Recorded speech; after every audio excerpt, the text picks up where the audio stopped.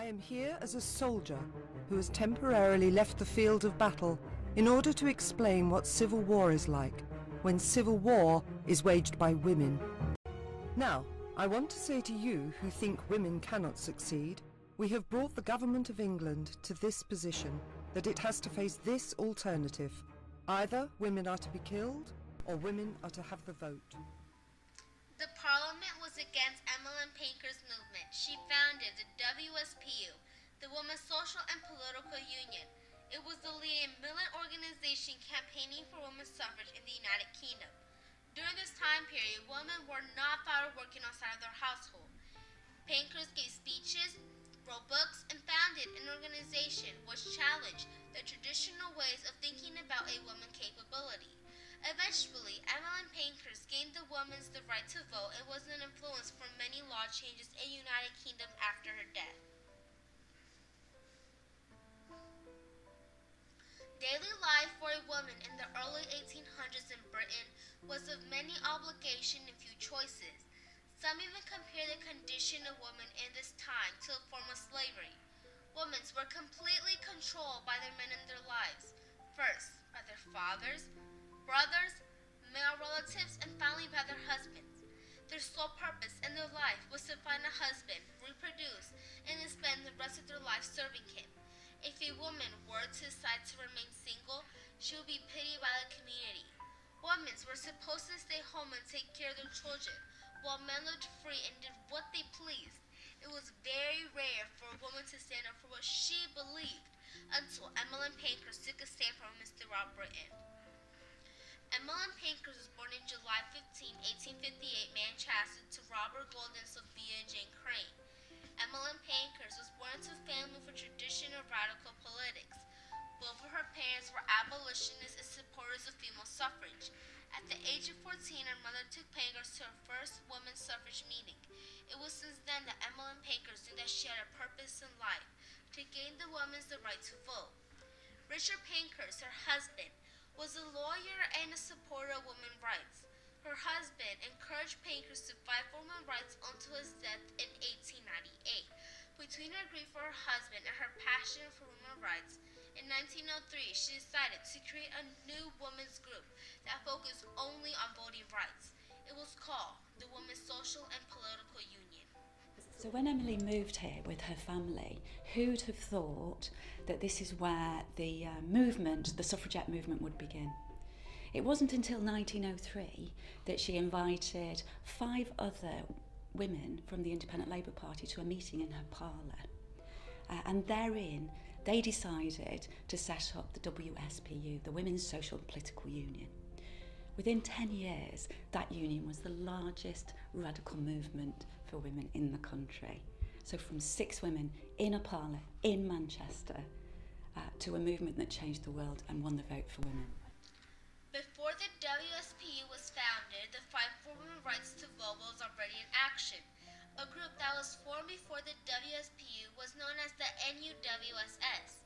The National Union of Women's Suffrage Societies was formed in 1897 and brought together smaller suffrage organizations. To succeed their goal, the NUWSS used non-confrontational and constitutional ways, which later caused the group to become shut down. Their efforts had gone to waste.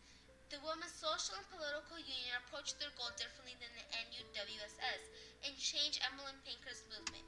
In 1905, Pankhurst's daughter, Christabel, and fellow WSPU member, Annie, went to a meeting to demand if the Liberal Party would support the women's suffrage.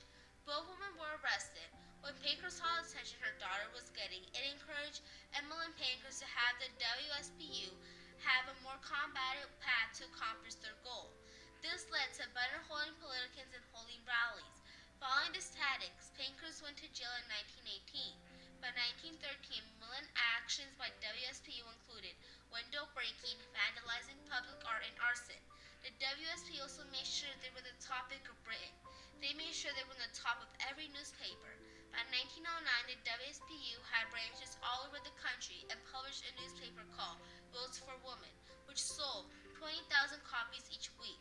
All of Britain knew about this movement, which brought many founders and donations to improve their movement. Pankhurst went to jail many times but never served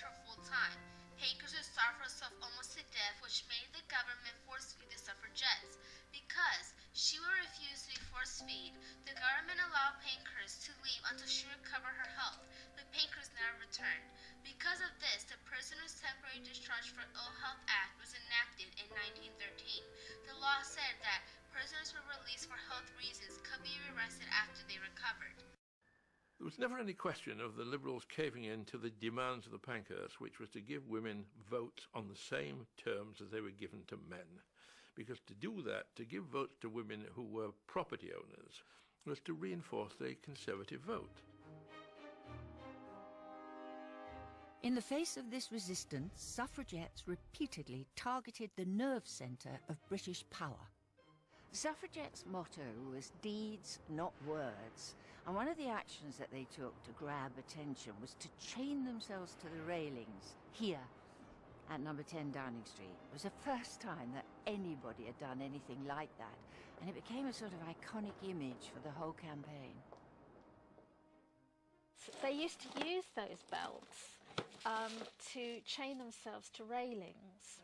And they were actually adapted from belts that were previously used in lunatic asylums. I cannot get over the tininess of all these women. Yeah. And one of the reasons that they liked wearing those, the suffragettes, was because they knew that the only way that the police could really release them was by manhandling them and going under their clothing. And of course that was something that the police were very reluctant to do. This here is a toffee hammer, and toffee hammers were traditionally used by suffragettes for window smashing. They were very keen to attack property from that period because they felt that would be a way of getting the public, businesses and the government to sit up and take notice. And toffee hammers were particularly used because they were very light and they were very easy to conceal. In 1914, Emmeline Pankhurst wrote the book My Own Story, A Suffragette, My Own Story. These books focus on why Pankhurst decided to found the WSPU and how she was going to approach this goal. They also focus on what influenced her to actually gain the women's rights to vote. Later on that year, Emmeline Pankhurst gave a speech on November 13, 1913 in Hartford, Connecticut. The speech was called Freedom or Death. The overall message was that if women didn't gain the right to vote, they would die fighting for it.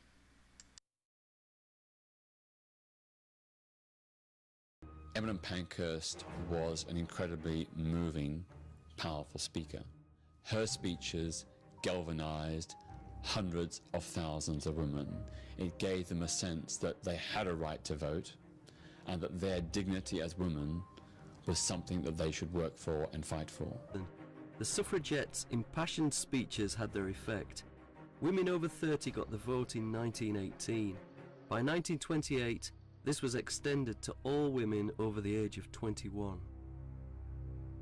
Words and ideas are very, very powerful. You can kill a person, but you can't easily kill an idea. When World War I broke out, Pankhurst felt that she wanted a country people to vote in.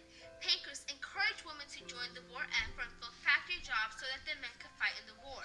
Because of the contribution of women during wartime, it helped convince British government to grant women limited voting rights.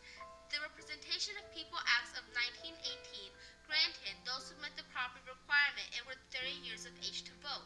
Later on that year, another bill was passed out that gave women the right to be elected to the parliament. Pankhurst later on ran for parliament, but her campaign was disrupted by ill health. Pankhurst was 69 when she died in London on June 14, 1928. Even though Pankhurst was not able to live and see, on July 2, 1928, Parliament gave all women voting rights if you were 21 years or older, equal as men. When she started her movement, the problem was against Emmeline Pankhurst. She founded the WSPU, the Women's Social and Political Union. It was the leading militant organization campaigning for women's suffrage in the United Kingdom. During this time period, women were not thought of working outside of their household. Pankhurst gave speeches, wrote books, and founded an organization which challenged the traditional ways of thinking about women's capabilities. Eventually, Emmeline Pankhurst gained the women's right to vote and was an influence on many laws in the United Kingdom after her death. She also impacted the world forever and will always be remembered as the woman who gained the women's right to vote in UK.